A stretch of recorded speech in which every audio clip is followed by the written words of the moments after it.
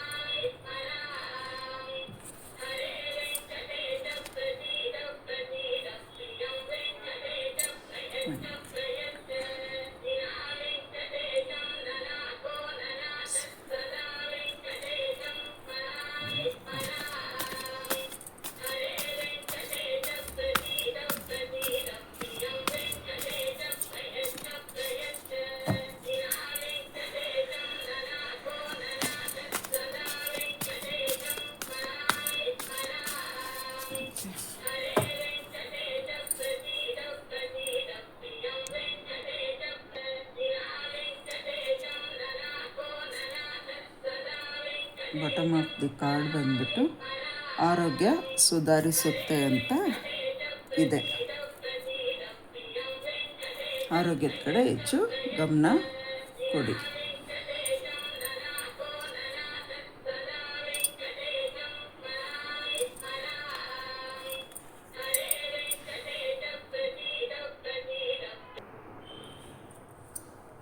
Reminding positivity ಅಂತ ಇದೆ. ಧನಾತ್ಮಕ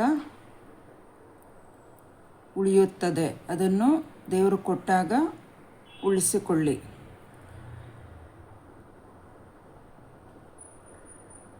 ಡಿವೈನ್ ಟೈಮಲ್ಲಿ ನಿಮಗೆ ಬರುವ ಸಾಧ್ಯತೆಗಳಿದೆ.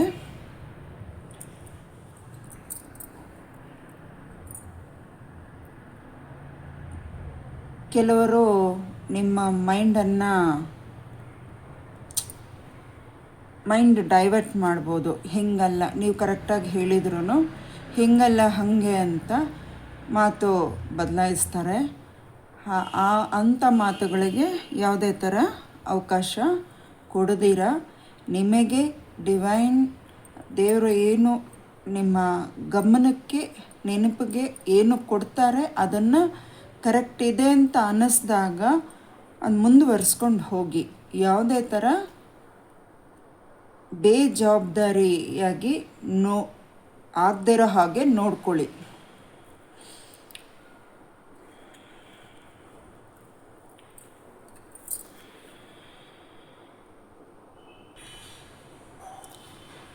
ಏಂಜಲ್ಸು ಆಶೀರ್ವಾದ ಕೊಡಲಿಕ್ಕೆ ಕಾಯ್ತಾ ಇದ್ದಾರೆ.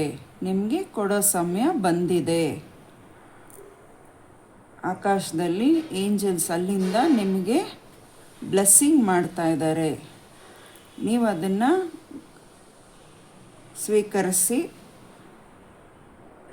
ನಿಮ್ಮ ಕೆಲಸ ಕಾರ್ಯಗಳ ಕಡೆ ಗಮನ ಕೊಟ್ಟು ಅದನ್ನು ಉಪಯೋಗಿಸಿಕೊಳ್ಳಿ. ಕೇರ್ಲೆಸ್ಸಿಂದ, ನಿಮ್ಮ ಬೇಜವಾಬ್ದಾರಿಯಿಂದ ಆ ಸಮಯ ದೇವರು ಕೊಡೋ ಅವಕಾಶನ ದುರುಪಯೋಗ ಮಾಡಿಕೊಳ್ಬೇಡಿ. ಇಷ್ಟು ದಿನ ಕಾದಿದ್ರಿ ಯಾವುದೇ ಥರ ಕೆಲಸಗಳು ಆಗ್ತಾ ಇಲ್ವಲ್ಲ ಅಂತ. ಈಗ ಒಳ್ಳೆ ಸಮಯ ಬಂದಿದೆ. ಅವರು ಆಶೀರ್ವಾದ ಮಾಡ್ತಾ ಇದ್ದಾರೆ. ಮೇಲಿಂದ ಏಂಜಲ್ಸು ಬ್ಲೆಸ್ಸಿಂಗ್ ಮಾಡ್ತಾ ಇದ್ದಾರೆ.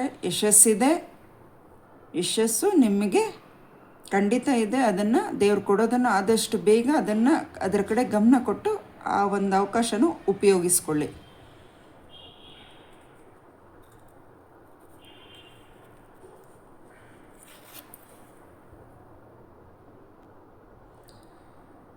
ಈಗಿನ 1 ವರ್ಷದ ಒಳಗಡೆ ನಿಮ್ಮ ಕೆಲಸ ಕಾರ್ಯಗಳು ಆಗುತ್ತದೆ.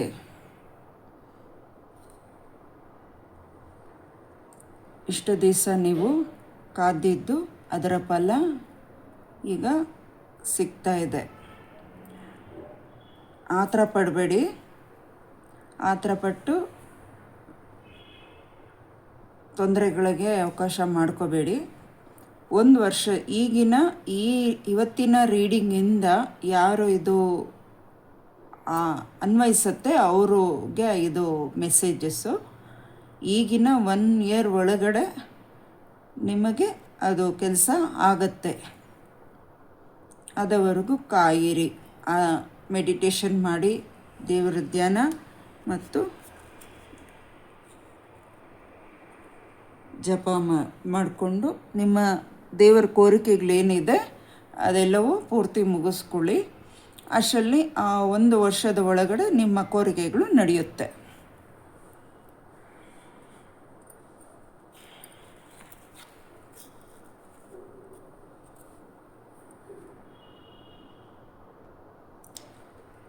ಆಸ್ಕ್ ಏಂಜಲ್ಸ್ ಅಂತ ಇದೆ. ಆಸ್ಕ್ ಯುವರ್ ಏಂಜಲ್ಸ್ ಅಂತ ಇದೆ. ಅದನ್ನು ನೀವು ನಿಮ್ಮ ಪ್ರಶ್ನೆನ ದೇವರ ಹತ್ರ, ಏಂಜಲ್ಸ್ ಹತ್ರ ಕೇಳಿಬಿಟ್ಟು ನಿಮ್ಮ ಕೆಲಸನ ಮುಂದುವರಿಸಿ ಅಂತ ಇದೆ.